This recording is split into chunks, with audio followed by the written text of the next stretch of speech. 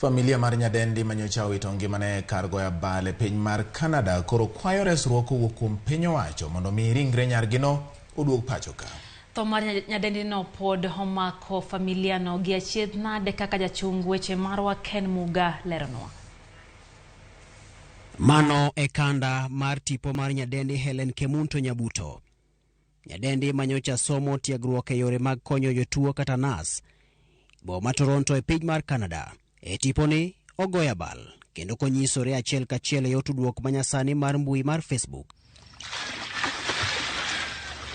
Mor mare kata kamano ne okorumo maber bang' teko pi hewe kendo machunye ochot mana ka pod oganda neno tipo mare achiel kachiel e tudruok no mar Facebook. Ne wayudo thuolo mar limo gweng'i ma Misesi mantie boma Choge kaunti ma Kisii. Kae en lit mokalo. Familia mare ni kod achiedh nade. Wuon mare John Nyabuto lero kaka nyareno majegni 23 ne ochope piny Canada. Kwa na ndoto ataenda ng'ambo, lakini mimi sikuona uwezekano.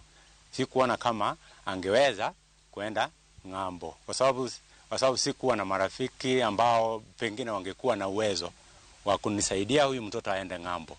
Mimi nikaona ni kama anazungumzia ndoto su, lakini yeye baada akaendelea hivyo. Nilikuwa nataka arudie form 4 lakini akakataa, akasema yeye anaenda ng'ambo. Mwisho alianza kujaza applications hizi za green card, anachaza.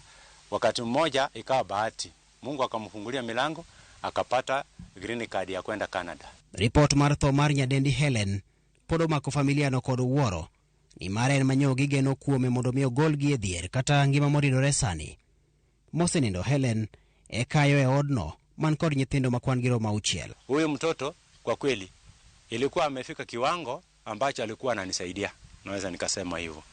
Ni kama huku kuna vibarua ambao alikuwa analipwa vizuri.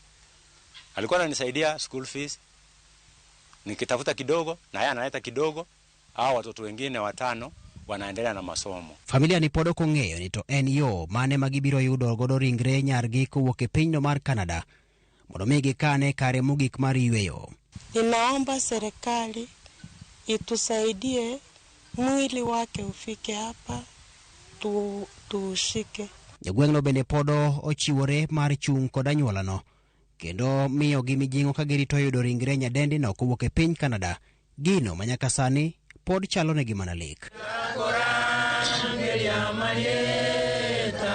Ken Muga, Ramogi TV.